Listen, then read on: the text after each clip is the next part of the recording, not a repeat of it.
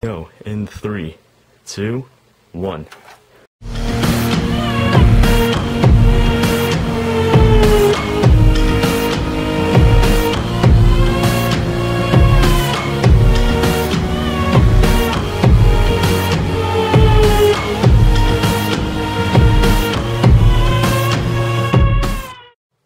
Hey guys, it's Tom here from the spazman 13579 channel with a review of the Lifelike series Proto 2000 50-foot single-door boxcar. This kit can go anywhere from about $25 all the way down to about $5 brand new in the box. I got this one for about $8, but I've seen them as low as $5, and again as much as about $25. I wouldn't go anywhere above about $12 for this kit. Alright, let's take a look at the box real quick. I kind of like the style of this box that they use. It is a kind of older style black and white box with a picture of the prototype car. It's not a model, it's a prototype. It has some features like Proto 2000 knuckle couplers, some other stuff. And then on this end it has some corporate information, and on that end it has the name of the actual car and the road name as well as the road number. The price will normally be on the side as well. If you open up the box, when you get all the kit and everything done, it'll just be an empty box.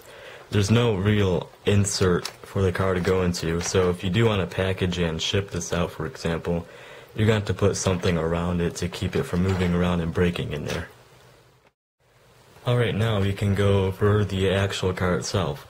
Since this car is a kit, I'll go over real quick how it goes together, and it goes together pretty easily. This is one of their time saver kits, which apparently is supposed to make it easier to build, and, well, that's pretty true. It's very easy to put together. You have your main shell here. You don't have to glue that top walkway on, and all of the grab irons are already glued on. You can see here I don't have these stirrup steps on the bottom, but that's because I never install those because they always end up breaking for me anyway. If they're metal, then I'll install them, but otherwise I do not put those on because they're just going to break. On the ends here, you have ladder detailing. You have to glue that on, but it's very, very easy too. You have your end placard, and again, that just glues on really easily. No big problems there. The doors you have to put on yourself. On this end there should be a brake wheel. I forgot to install it, but I'll put it on later. And it's a pretty nicely detailed brake wheel.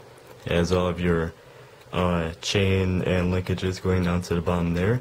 And speaking of the bottom, we have plenty of underside detailing here. It's all molded in black plastic, just like the prototype. On other models it will be different, again, according to the prototype. We have all of our wiring and stuff on the bottom. It's all plastic, and it seems, as you can see there, it seems to be like pretty flimsy, or flexible rather, so it's not going to break that easily. But you do have your air reservoir and tank and everything on the bottom. And yeah, if you look at the trucks here, you can see they just screw in, as well as the coupler housings there. The coupler box, I couldn't think of it. But yeah, we have those. They come with the Proto Max knuckle couplers that are all metal. They look a lot like real kadee couplers, but they're not real kadee couplers, and they don't operate as well either. They don't operate like at slow speeds. They won't couple together, just kind of bounce off like the Bachmann stuff does, but they're okay. I always put kadees on my stuff, but they're okay. The trucks, again, are molded black plastic. They have plastic axles and metal wheels. That's one thing I don't like about cars, is because if they have plastic axles, then they'll have a tendency to kind of get uneven. These aren't an example of it, but on some cars, if they get bent a little bit, then they're going to ride weird and they're going to bounce up and down on the track. Again, there's a coupler. It doesn't come like that from the factory. I bent that up. But now we're just going to go on to some NMRA detail stuff. This is compliant with the NMRA weight. I forget the exact number, but it's right in the ballpark of the weight that you should have your model at for the optimum operation. And I'll get a piece of track out really quick so you can see that everything is engaged, or maybe it's not engaged. We're going to check on that. First of all, with the wheels, all of them are perfectly engaged. They are good. And on this thing, I forget the name of it, but when that goes around it, it shouldn't touch the bottom. And as you can see right there, it works fine. It doesn't touch the bottom of that little box cutout. So the wheels are good, but again, if they do get bent, then they're going to wobble a little bit while they're going down the track. And I don't really care for that kind of style of axle very much. Let's check the couplers. Alright, so we'll check the couplers. On this side, it's a little bit low, as you can see right there. And the trip pin on the bottom is bent up for the purpose of it not hitting any frogs or anything on the switches. So it's kind of low. Now we'll check the opposite side. If I get on the track here. And this side, as you can see as well, quite low.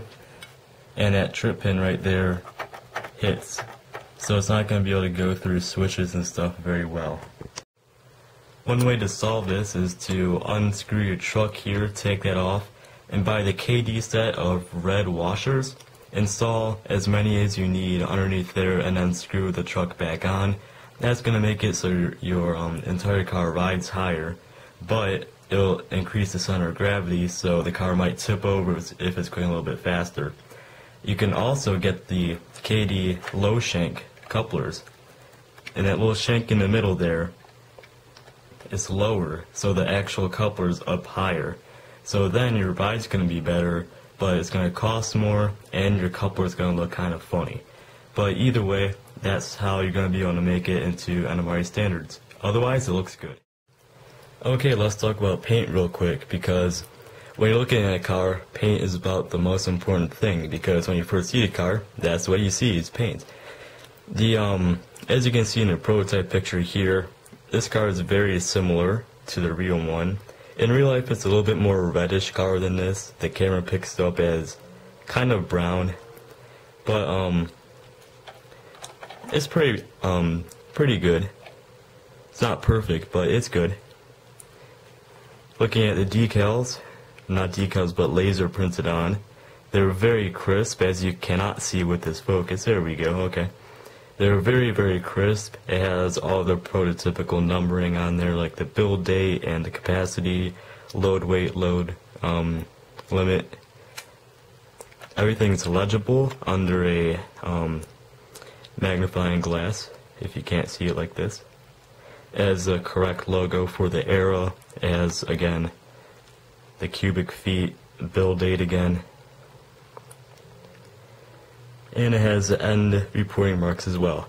So paint on this car is very good, and the decals are even better.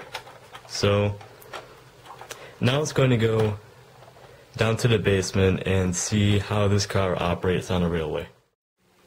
I can't operate any locomotives right now because the layout is under service, but this car, as you can see, rolls extremely nice, and it goes all the way down to there. But the stock wheels and stock trucks were perfectly good. I've not done anything to these. If you put a little bit of oil inside there, or grease or something, well, yeah, grease, because it's plastic on plastic. If you took some grease like you put into the gears of locomotives, it'll roll even better. But I think that's pretty good personally, as you can see. Very, very, very nice. The coupler issue here is actually not present. As you can see, going over the frog and the leading rail and stuff, it barely touches it. But yeah. But going over other types of switches, like pico switches maybe, then it might get caught. So you're definitely going to want to raise the coupler up somehow. Rolling, again, is very good. Center of gravity is pretty okay. It's like the athearn blue box, where they have a plastic frame and the metal weight on top. So it's going to move around a little bit, and if it goes too fast over a curve, if it definitely will just tip over because the center of gravity is pretty high. With that heavy plastic roof too, it's definitely going to make it fall over. But now let's get on to another test of this car, and that is durability. Alright, so I'm going to run the car into this old Lionel VHS tape, and so we're going to see what we can break on it and what's going to break first on it. Like, are the details going to fall off? Is the plastic going to rip? Stuff like that. I don't recommend doing this at home because this is your nice brand new car you bought, and you're not going to want to wreck it. But I think I am going to wreck this one because a little bit later I have something that might break this thing. I think it might break it. But right now, we're just going to slam it into there a couple times, do some other testing, and see what we get.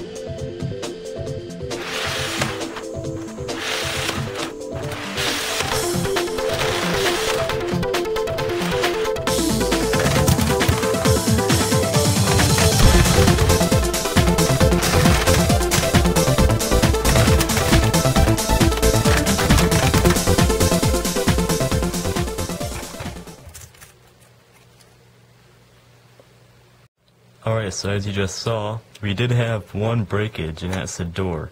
Not a real breakage, actually. You can just glue it back on like that, and it should be perfectly fine. But now we're going to have the ultimate test of dropping this car off your layout onto a tile floor. This is going to be interesting. Okay, so we have the broken door still. I've not repaired that. But it's going to fall right there onto the ground. So, I'm scared to do this, but here we go in 3, 2, 1.